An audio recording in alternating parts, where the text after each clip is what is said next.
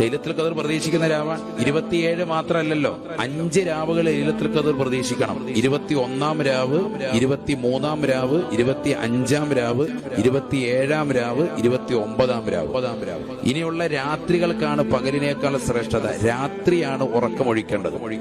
കാന നബിയു സല്ലല്ലാഹു അലൈഹി വസല്ലം ഇദാ ദഖലൽ അശ്റുൽ അവാഖിർ മിൻ റമളാൻ, റമളാനിൽ അവസാനത്തെ 10ലേക്ക് കടന്നു വന്നാൽ അല്ലാഹുവിന്റെ റസൂൽ